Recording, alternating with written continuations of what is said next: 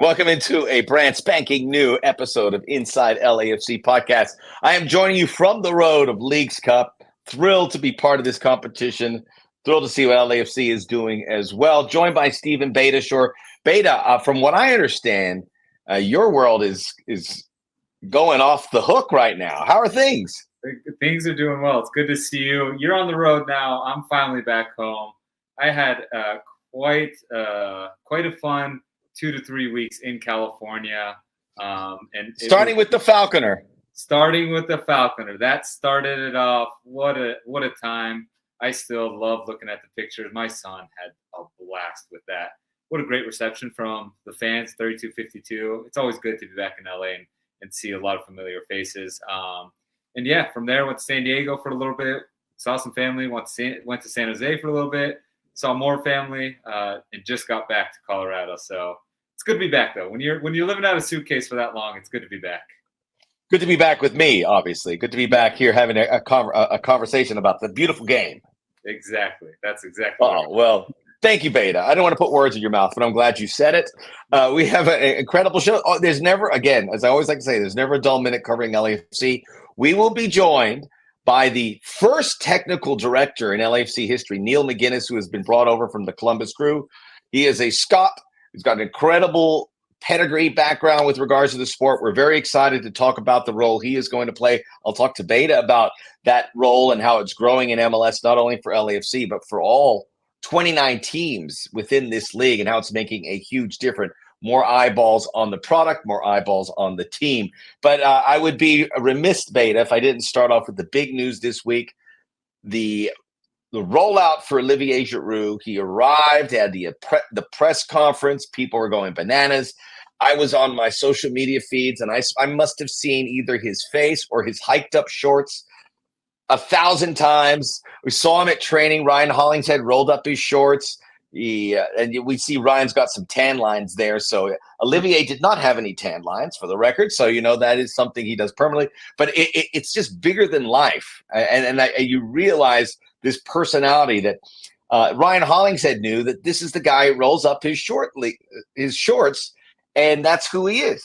And you see stories about Olivier Giroud, not just here in MLS circles, but in Europe, in South America. This is a bigger-than-life personality. It's amazing. He is seamlessly rolled in. You could see this was something he's been wanting to do for a long time.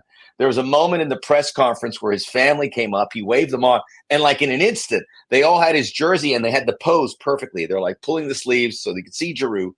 It was everything about it just showed that it felt like it was almost rehearsed. I know it wasn't, but it was just so seamlessly perfect. And now we've been talking about it for weeks, if not months. He is here. I don't know if we're going to see him soon. I don't know exactly when, but we're going to see him soon running onto the field in that black and gold jersey or the Adidas archive jersey, one of the two. But we're going to see him soon. Yeah, it's safe to say it's not his first rodeo with the new team. And LAFC put out the red carpet for him. Look, it was beautiful. His family was there. And just to see one of his first trainings out with the club, and you see Hollingshead and Valencia, a few of the guys rolling up the shorts and, not necessarily making fun of them, just the friendly banter that you'd love to see amongst teammates. And that thing, small of a detail as that, just messing around and seeing the joy on his face, the laughter, like he took it well, right? Those are the type of relationships that you'd like to see, the bond between teammates, and instantly it's almost like a brotherhood. So just based off of that, I'm like, man, this guy's going to fit in. So really, really cool to see, and everyone's excited.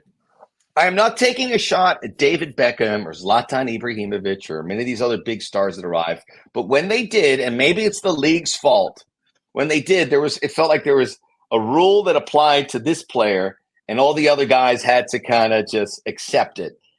And I know Giroud is in a different tax bracket, and he draws so much more attention than these other players. But to your point, when he arrived, it felt like he was just one of the guys. I mean, talk about it. You have seen it, and you have been teammates with guys. Has that changed over the years where we see a guy just not only seamlessly roll into a team, but wanting to? I mean, he doesn't want a different set of rules. He wants to get right into it. He doesn't want to wait 6 weeks to play. it's like, let's get into it. Yeah, certain guys not necessarily want that, the different category, but there's other players like Giroud where they embrace their teammates. They've never tried to stand alone. I have to have my own locker. I have to have my own security, this and that. Look, Zlatan and Beckham, those are superstars, not just in the soccer world, in the entire world, right? So, yeah, and Messi, I should have mentioned, and Messi's been great, yeah. but there are different, and Messi's a different level, but there are different levels. I think you have, different steps to each one. Those are just world-renowned names. It's not just the soccer fans that know these guys. So Giroud, I don't know if you ask the common fan if they know who he is, but any soccer fan absolutely knows who he is. So it's really cool to see him embrace this culture of LAFC that's known for winning. He even mentioned it in his press conferences that he hopes that he can come help and deliver because he knows the expectations that come with the black and gold. So it was refreshing watching the presser and watching his teammates embrace him from day one. So good signs to come. Yeah, well, it was very familiar to the arrival, certainly, of Giorgio Chiellini. Everything he said, it didn't feel like a fish out of water. It didn't feel like some guy who's like, "Hey, I'm curious to see how this league operates. I've heard good things." He was like, "No, I know how this league operates. I've said good things to others about it." It's different, and it's very reassuring because so many times you feel like you have to deal with kid gloves in many ways. Hey, this is MLS. You're going to be doing. It feels like he knows what's what. He's come prepared for everything that this league has to offer, I think. This has been in the works for a little while as well, so it gave him some time maybe to start watching games, maybe do a little research. It wasn't just all of a sudden, hey, 2-3 weeks later, you're coming here. So he had some time to adapt and adjust and watch and learn. And he also has a few friends that either played in this league or want to play in this league. So yeah, he's done his homework, and I think he's excited to be here, which is really good to see. If I asked him, do you think he would know the back line for St. Louis City, or am I going too far now? I think you're going a little too far, but maybe ask him about a future matchup that's coming up. Then he'll know. But St. Louis, that might be a tough one, especially when Tim Parker just got traded. Their best defender. So that was interesting. But anyways, dude. I'm glad you brought that up. I thought that was a lot of allocation money for Henry Kessler, bro. Yeah, and I've heard mixed reviews about Kessler. Nothing against him, but I played 2 years with Tim Parker in Vancouver. Great person, very athletic. Doesn't get credit for his athleticism, but yeah, that was an interesting move. I wonder if there's a little bit of contract issues going there, and they had to just pull the trigger. But that was interesting when I saw that happen out of nowhere. And by the way, not many years ago, but a few years ago, I heard that Tim Parker was a target for LAFC. I don't know if that's going to happen any moment now, but here we are. The team with Olivier Giroud here, I mean, we feel like this team is pretty well equipped. There might be some more moves. Lewis O'Brien's a guy, we're waiting on his arrival, but that's a guy who's in the mix too. It feels like this team is, after such a long time, properly cultivated, depth in every position. And there might be some more moves coming up here at some point, but we're going to have to wait and see. John Thornton did hint at it, that there might be more moves, and I think every fan is just waiting anxiously to see what it's going to be. But look, if nothing happens, I'm not worried about it. If you look at LAFC's roster right now, it is complete. Don't get me wrong, it's complete. But can you add to any position? Sure, you can always add competition. Competition only raises the level of that position that you bring in. Anytime you have just one player in a position, their standards kind of go down, right? No one's pushing them and elevating them to the next level. So you want that friendly competition. You want everyone to get along. That's the first thing. But you also want people to compete and raise that level, raise that bar for each other. So we'll see what happens with John Thornton. He did hint at it. Yeah, we're feeling pretty good about that. Yeah. We're in the midst of Leagues Cup. I just want to talk big picture about it. I've had the good fortune of being able to cover some of these games. We had Liga MX teams that did okay last year, and we all assumed that they were going to overwhelm MLS here in 2024. We've seen something very different. I mean, I think Liga MX, they recouped in the last few days of the tournament, so I think MLS got their attention. But what are we seeing this? Because we've learned this isn't the CONCACAF Champions Cup. When you play games in Mexico, it's very different for MLS teams. We know that. When you're an MLS team starting your season, you're playing, and you've had this experience, and you're playing in Mexico when they're in the midseason, the results are very different. But it's in MLS's favor, and they're seizing control. And I've heard managers from Atlas and Necaxa, being asked about MLS, instead of giving a stock answer, they're like, no, they're better than us here. They are technically superior. They're this. It's the arrival of a new day, and it was an all MLS final. I'm not saying it's going to happen again, but this League's Cup, and this is how I guess the best way to frame it. It's kind of ramping up Liga MX to say, hey, you better get it together, or this league, you can see from the growth from one year to the next, might leave you in the dust.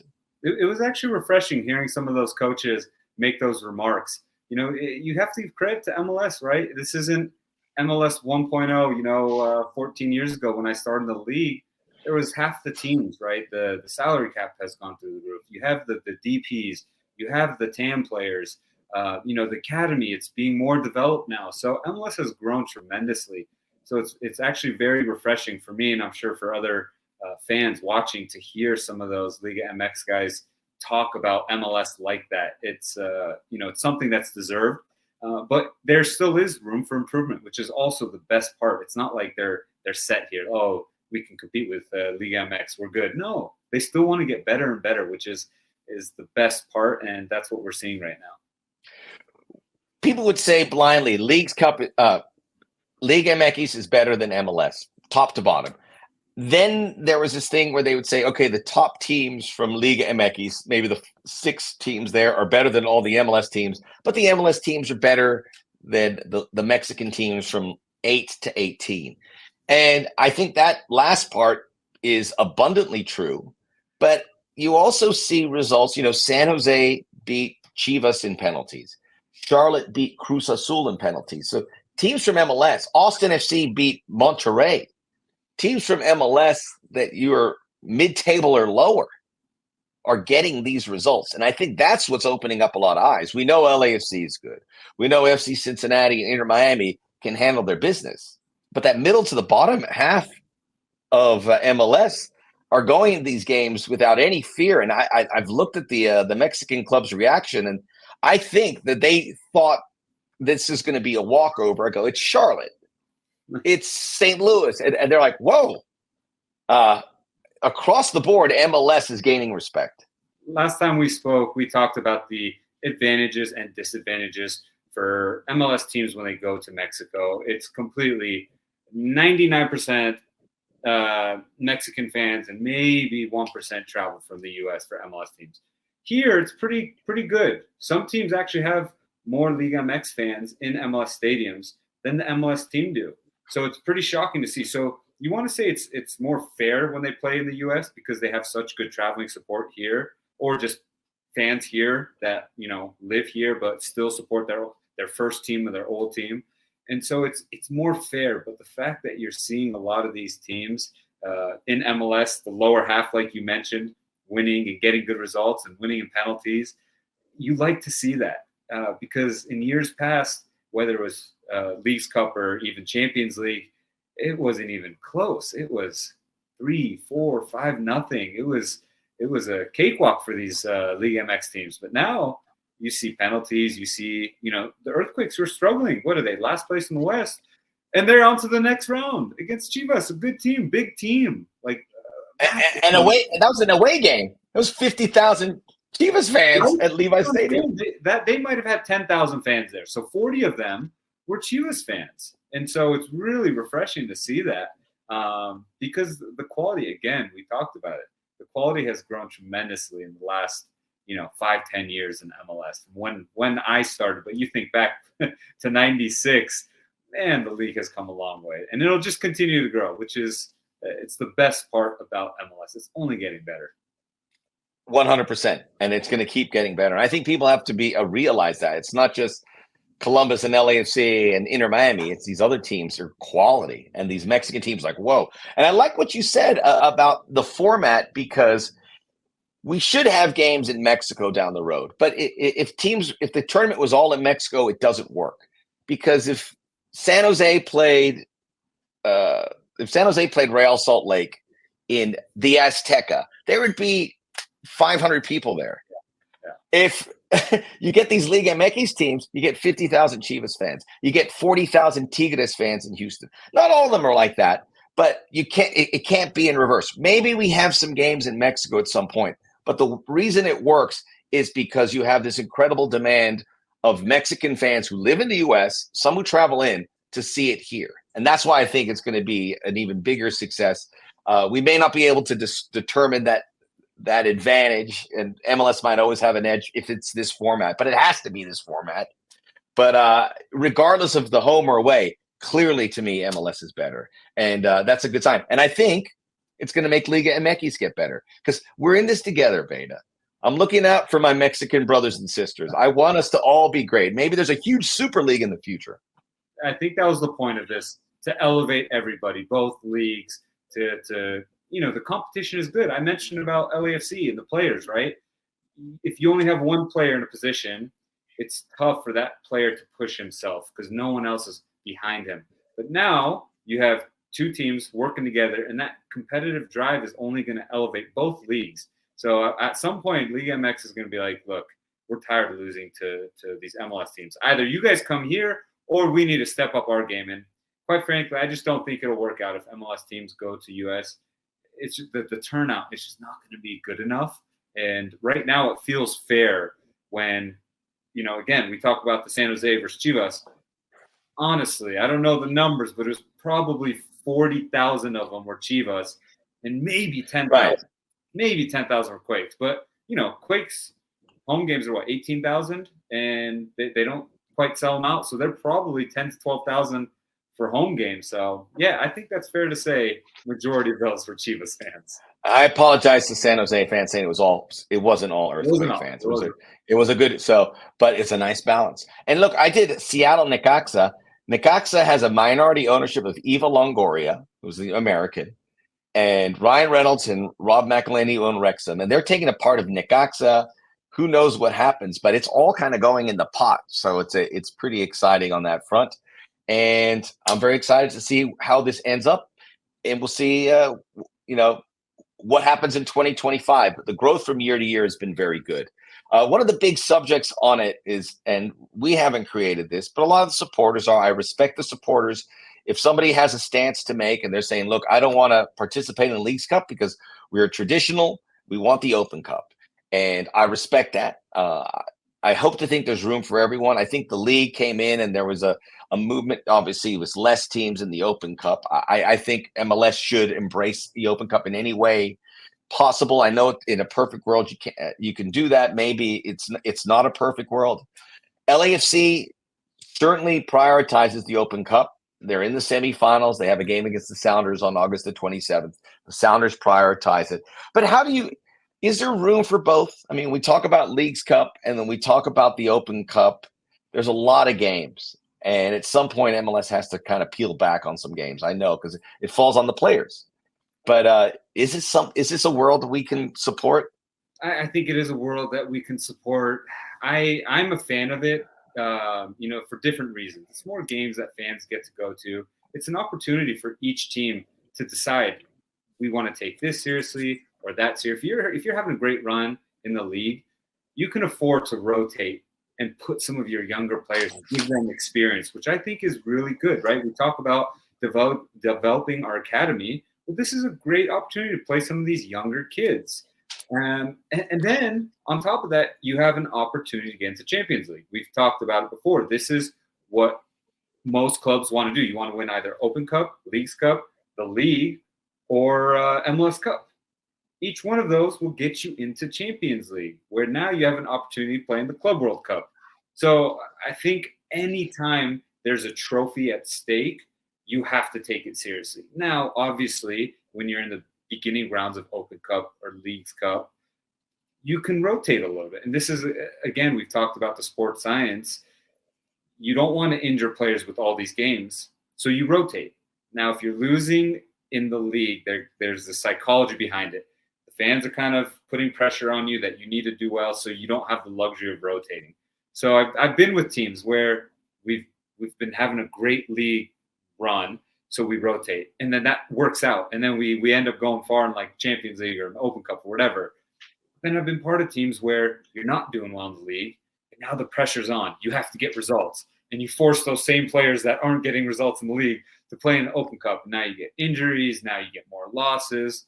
So there's such a great dynamic to it, which I love, right? You have to balance this entire schedule when it gets thrown at you in the beginning of the season. And, the good teams, the deep squads will do well. The not so great teams, the teams that were poorly managed by the GMs, by the technical directors, then they're not going to do too well. And that's where you see a lot of changes up top. And guess what? That's how it is at the rest of the world. Manchester City plays the FA Cup, and in the third round, they play their kids. Fourth round, and then if they get it to the end, they'll play it. Yeah. And the deep teams do well, and the not so deep. That's why I think with MLS, they should have kind of left it to the clubs. And I think they're going to probably do something like that. I think there is a future with the Open Cup here, and I want to see it. I know a lot of people want to see it. It's history. You've played. How many Open Cups have you been in? Yeah, a ton, and it's the oldest tournament in the U.S. Like, why would it mean something? That history. I think they need to figure out a way to just allow either academies or the two teams to play in however many games. Just have a open market between your own team, right? Between LAFC, LAFC2, and the academy. Just let whoever come up and give them experience. How cool would that be for a 16, 17-year-old kid to get called up to the first team and play an Open Cup match? So they need to figure out something like that without taking eligibility away, because it's such a great tournament and the fans love it. Some local players that they've watched play with the first team, their parents, think about their parents, man. Like, how cool would that be? You get to see your child playing with the pros, maybe playing with some other celebrity on the other team that you've watched or you were a fan of when they were in Europe or something. It's just the storylines. There's so many to be had. So I'm a fan of it.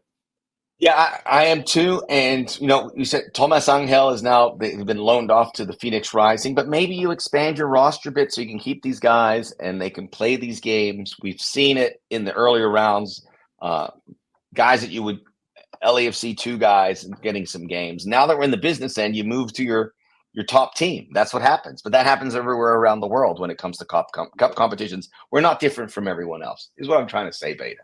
Let's embrace that. Well, we're going to talk to Neil McGuinness, who's the new technical director. And obviously we have John Thorrington in place. And there are a lot of different people that help operate LAFC like a global brand. Scouts, folks that are involved with the academy. It is a Christmas tree of knowledge and know-how. And the idea that you were going to hire a technical director shows that you want an extra set of eyes. You're very serious about, and it's a position that I think people want. Neil McGuinness was at Columbus Crew. He was with Celtic prior in his early days. This is a guy who knows football. So, just the idea of bringing people in that know the game. And the idea that John Thorrington, and many clubs don't do this, but a club to do that, to just say, all right, I'm going to have this guy. I'm obviously going to listen. They've had people like this in a similar role at LAFC, but you're bringing him in. I'm going to listen to him. We're going to be collaborative in the approach of signing players, developing players. And that's very comforting for me in the end of the day, because, some guys go, I make the decision, I'm the final decision. But John Thorrington and company always struck me as a group that said, we want to hear from everyone. And the more tentacles we have here, the better, because we don't want to miss on a player that can help us. That's the best way to describe it. The more people giving their input, the better, right? I've seen the growth of MLS and the soccer ops side, and it used to be pretty much you have your GM and your coach, and they make the decisions. And the ones that work well together, they usually have a successful year. The ones that butt heads, and it always happens, they butt heads. And they're going to many times. Yeah. But when you have so many roles like this, you have your director of soccer operations, you have your technical director, you have your GM, you have your coaches, you have a bunch of assistant coaches. When they all work together, it's only going to help you get better, right? Because now you have different eyes, you have different opinions, you have different views. And if you don't like it, look, at the end of the day, John Thornton can tell him, look, respectfully, I disagree. And there's no hurt feelings. But maybe he gets one right on the next one, and that helps the team succeed. So I think anytime you have this opportunity, and John Thornton has done a lot of right things with the club, I think this is another one that's the right move, right? They're going to work together, and it's only going to make them better. So it's very cool to see the growth of the soccer operations and MLS from, in 2010 when I started to now. In the last 5 years, I want to say it's grown tremendously. What was it like when you first started? I mean, there was like none of this, right? It was like you reported to one person. And sometimes there wasn't even a GM. It was like the coach was the coach and the GM. And, I think there might be a couple teams that still do that. I think Peter Vermees in Kansas City still does that. But I feel like that puts a little bit too much pressure on that individual, right? You're already focusing on coaching the team, developing some of the players and having them mesh. Then to worry about all the signings and the scouting, like scouting is a whole nother department that, man, some teams have figured it out and other teams are just still chasing behind, trying to figure things out. But it's grown a long way from when I started to now. And it's cool to see, but at the same time, you wonder when the lower teams are going to figure it out and start to copy. Because at the end of the day, it's a copycat league. Yeah, I forgot Marco Garces, who is now in Spain. He was a guy that helped. And if you look at everyone in LAFC, they all have an input on someone. You have guys that have an expertise in Mexico. Marco Garces was there with, helping the Chicho Arango sale, which he eventually went to Pachuca, and bringing guys in from Mexico. Steve Cherundolo as a coach is a guy who opens the door up to Germany because he spent so much time. It's all about these contacts. So it's all the more contacts, the bigger Rolodex, to use a dated reference. Beta, is that something you would be interested in doing? Being the exec, wearing a tie and coat to work and getting on the phone for like 20 hours a day? Maybe eventually. Right now, I'd like to be more on the field and help with the coaching and specifically defenders. But yeah, I've had a lot of people ask me that, either scouting or player development. And so I still want to be involved on the field and pulling some strings tactically and teaching everything that I've learned over the 14 years playing. So yeah, maybe eventually though, when I'm tired and my legs can't stand up on the field anymore and I can't kick the ball anymore, maybe then I'm going to go up into the office, put the tie on and get on the phone. Yeah. Yeah, because you look good in a nice suit. Keep your options open, my friend. No, keep them open. Stephen Beitashour joining us here on the podcast to discuss all things LAFC, the arrival of Olivier Giroud, the business of LAFC. It's a very exciting time. Beta will be back to keep it going. Hopefully next week we'll talk about our thoughts about Olivier Giroud's first appearance in a black and gold jersey. Fingers crossed. Fingers crossed. Yeah, it's happening. Yeah, we're waiting to see it. No pressure. Score a goal. Score a goal. No pressure. Score 2. Yeah. More Inside LAFC coming your way. Neil McGuinness, the new technical director of LAFC, will join us next. Inside LAFC podcast is presented by Freeway Insurance. Driving savings.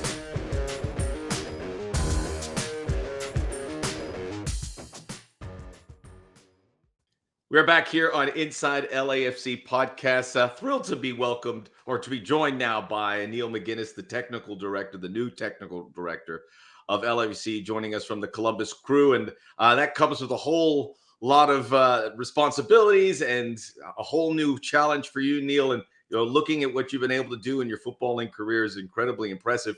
I know a lot of folks that I speak to are curious about the roles, it's sporting director or technical director. Could you fill us in with the specifics of what a technical director is? Yeah, no problem. So for me, the modern day technical director role, it's very multifaceted.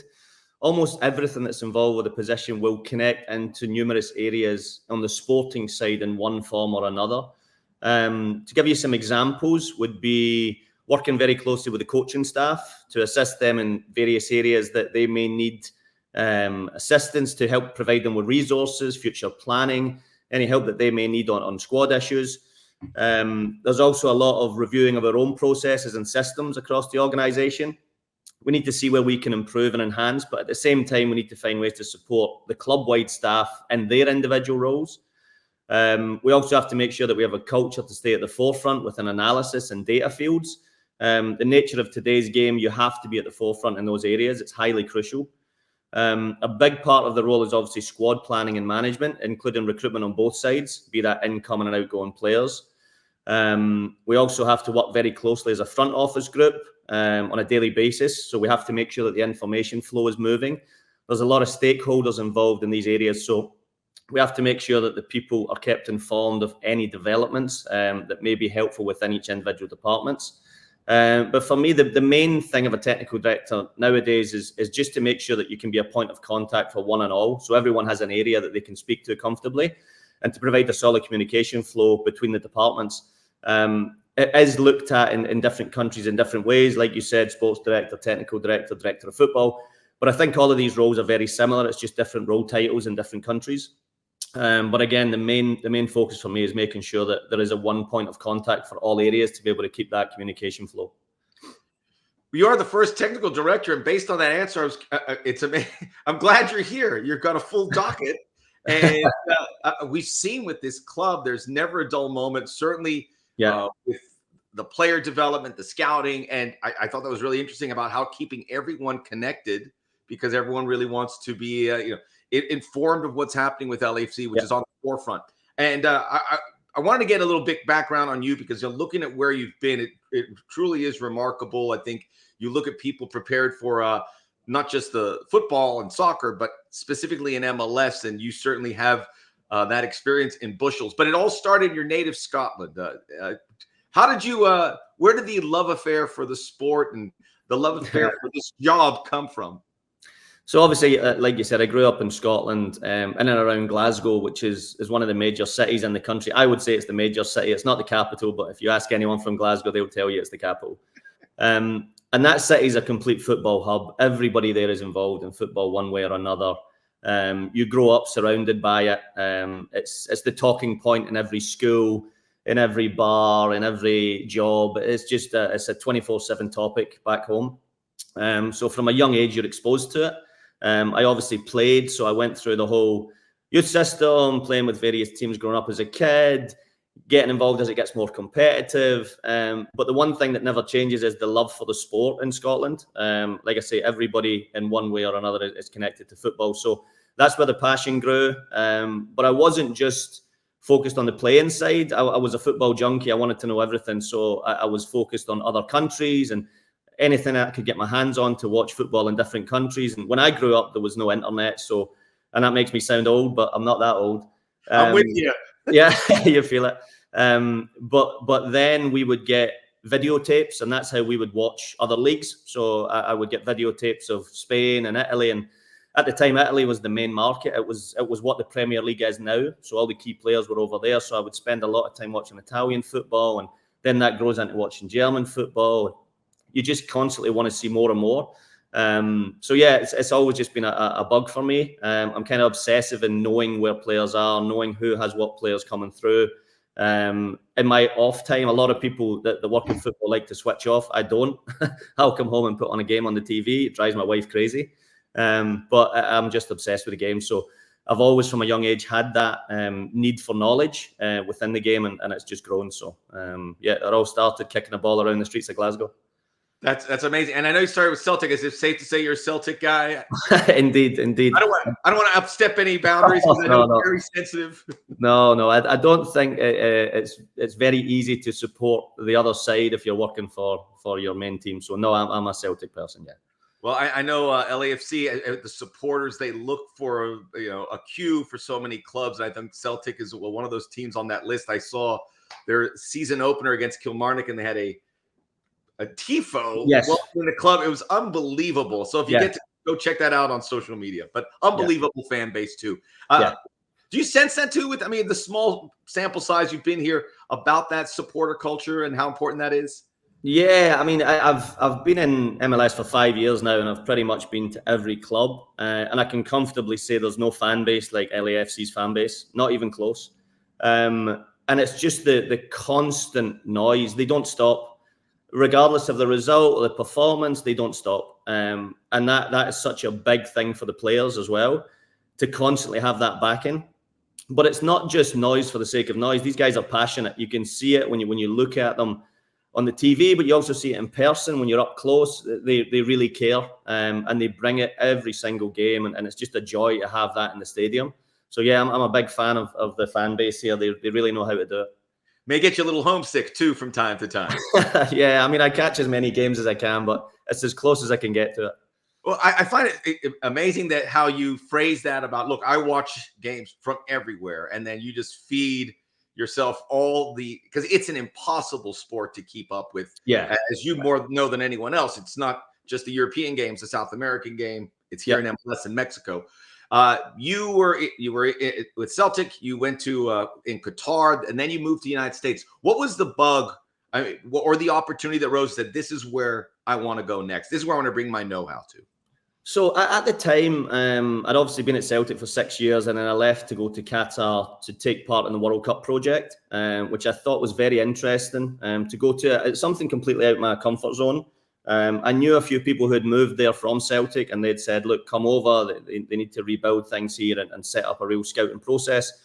So I went there for the challenge, and I loved the experience. It was great to meet with so many different people from different cultures and get to know how others viewed football in their football and language.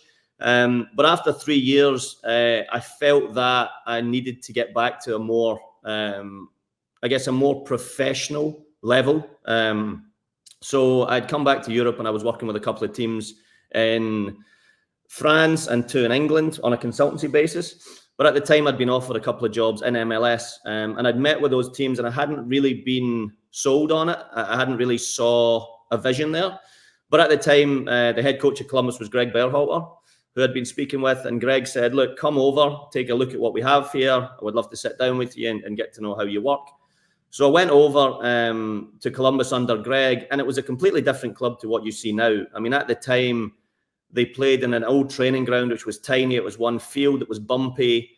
The locker rooms were basically just old. I couldn't even describe it. It wouldn't pass as a broken down facility these days. Wow. So they really didn't have anything. And the stadium, as you saw, the old stadium, it's an old kind of high school football almost feeling stadium, bleachers, etc. So there wasn't the Columbus you see today. But what I did like is how I was treated. I was treated really well by the staff there, by Greg and his staff. And it really gave me a good feeling that I could work with these people. So things developed. I was still working a lot in Europe, and then Greg had obviously offered me the role to come over. Initially, I stayed in Europe because I was working on some things, and I wanted to see how I felt I was working with the club in MLS. And then after time, I was offered the role to come over, so I moved there full time. And then shortly after that, he left and took the national team job. So I wish he should have told me that before I came, but no, it was all good. And to be honest, it was good he did it. Yeah, exactly. Yeah. But to be honest, it was good because I think to learn MLS in that environment, which was difficult, there was a lot of change going at the club. They were potentially in the process of moving to Austin. Then obviously they had the whole Save the Crew movement, which saved the club. So there was a lot going on. So yeah, it was interesting. It was a really interesting initial entry in MLS, but glad I did it. Obviously things have worked out, but it was good to get that first foot into MLS. I've been around the league a fair time, and I've seen a lot of folks adapt or not adapt to the league. It's very unique, as you know. MLS goes to the beat of a different drummer on everything that you've explained earlier about what your job entails. Yeah. Tons of success at the Columbus Crew, and people at LAFC certainly are aware of that. That was the MLS Cup final. But, how about, you mentioned the difficult times earlier, but getting into it where it's 2 MLS Cups, you made a CONCACAF Champions Cup. Those experiences that you had at Columbus that you take to LAFC. I mean, look, you were there with Lucas Zelarayan, Cucho Hernandez, who is a huge revelation, one of the best players in the league. A guy everyone knows here, Diego Rossi. This is the width and breadth of players that you bring into the club. How was those Columbus years able to shape your new philosophy? Yeah, I mean, the experience at Columbus, like I said, I think I experienced everything. I mean, if you look at it, when I was there, it was 3 different coaches, all with different styles, all with different ways of doing things, 2 different stadiums, 2 different training grounds. When I joined, we basically had the chance to build a club from almost scratch. Because when I went in there, most staff had left. They'd all gone to Austin. So it was only really myself and Pat Onstad that was left. And Pat's obviously now the GM at Houston. But for pretty much all of that 2019-20 season, it was just myself and Pat that were running the club. So it was a pretty quick introduction into how things work here. Obviously, we had success early in 2020.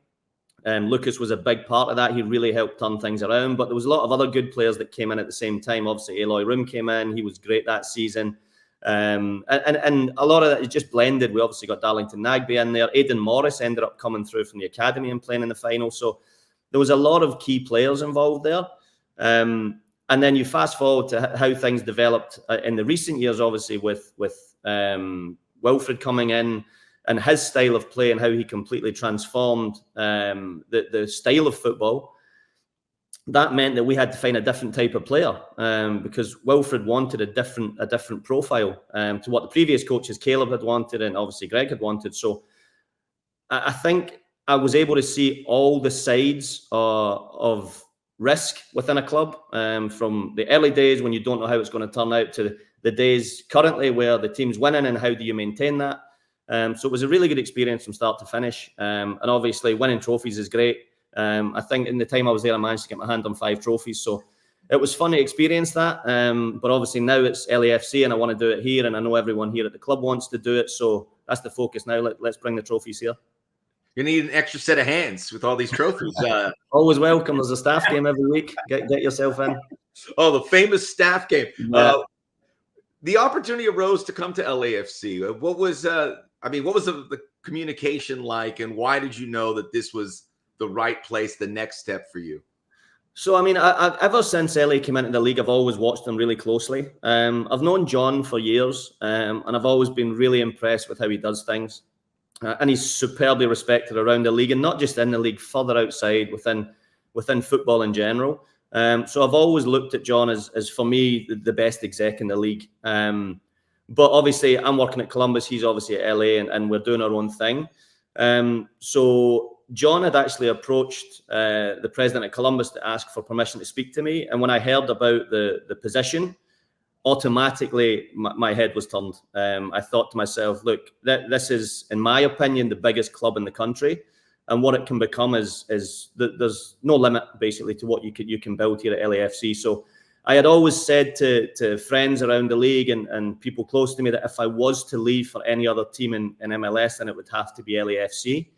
And obviously 5 years down the line, that happens. You call it fate, I don't know, but those things developed, and obviously we were able to have a chat. It was back and forward for a while with Columbus, and then obviously we got to a solution. But as soon as I heard of the interest, I was completely focused in my mind that this is where I wanted to take my career. It obviously was a process. I think people think these happen quickly, but this happens over a long period of time. It took a while, It took a while, back and forth. But I'm just glad that they could find agreement. And obviously, I'm delighted to be here now. We're thrilled to have you. And it's great to hear about that profile for John. We all know about it here, but to hear more about it overseas, where obviously LAFC is becoming a bigger and bigger brand. You have Steve Cherundolo, who has an incredible profile, his coaching staff. What's it been like working with this group, in a collaborative approach to get so you do your job and so that everyone else can do their job effectively? Yeah, I mean, and I've said this to people that have asked how it's been blending in here. It has been so seamless because of the quality of the people. They really are top human beings, which for me is the number one thing. If you have that in an organization, you can work with everything else, as long as you have good people as a first and foremost point. Secondly, you have really talented people. And I think that's where the success that you've seen and hopefully in the future will continue to come from. Steve, brilliant coach, really knows what he wants to get across to the players. But on top of that, he's a really good man manager. He knows how to communicate with players. He knows how to get the best out of them. He knows how to bring up their confidence. He's just a smart guy when it comes to handling the training field. And he's also a smart guy in terms of handling the squad and how he communicates. So for me, he's been brilliant. He's really settled me in quickly. He's been an open book, but he's got really good people around him as well. He's got Ante Razov, Mark Dos Santos, Oka Nikolov, Enrique's there as well, working as part of that coaching staff. So it's a really good group of people. And all of them have been open in terms of what they want, how I can help them. But I'm also supported really well in the front office. Obviously, John, has been brilliant. He's been an open book as well, really helping clue me up on how the club works. There's Mario as well, who has been a godsend when it comes to helping me with salary cap and budget rules and everything. Mario obviously worked previously in the league, and he's brilliant at what he does. So we just have a really strong core of people. And outside of that, the wider staff, they've been brilliant. We just have really good people within this club. And I think that's one of the reasons that it's been so easy for me to fit in, is because everyone's been welcoming. So it's hard to find that, trust me. I've been around a lot of clubs where that is not the case. But at this club, they do it right. So it's been great.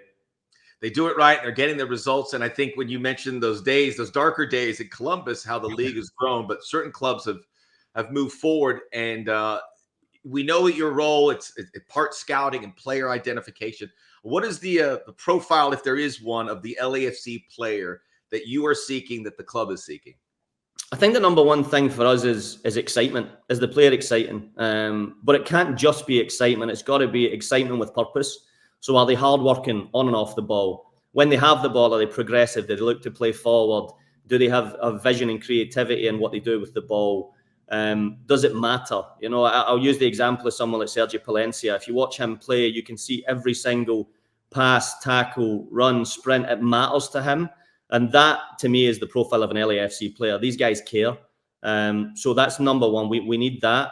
But also what you need is quality. So I think every time you look to bring a player to the squad, it has to be quality. You've got to improve on what you have.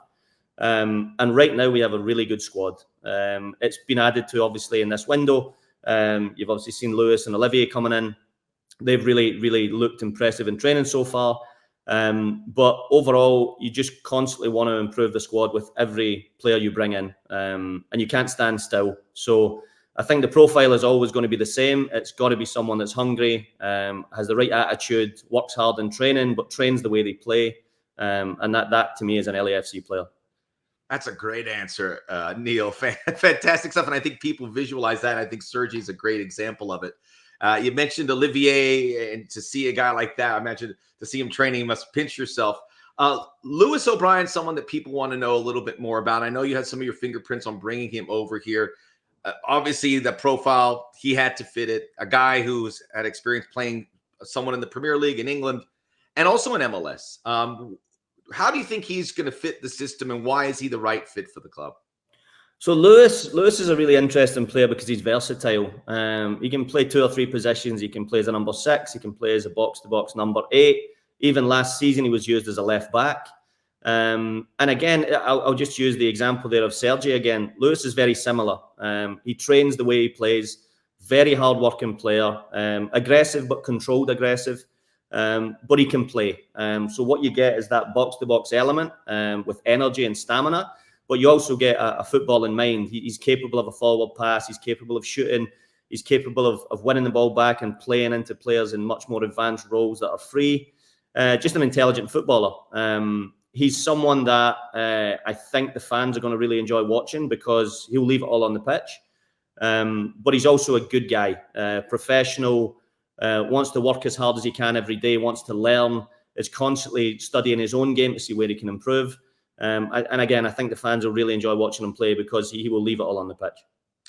Good guys. We like them. Another good guy, Neil McGuinness, joining us here on Inside LAFC podcast. Neil, we appreciate your know-how. Wonderful conversation, and best of luck adapting to LA. I'm sure you'll have some creature comforts from Glasgow from time to time that you'll be able to identify.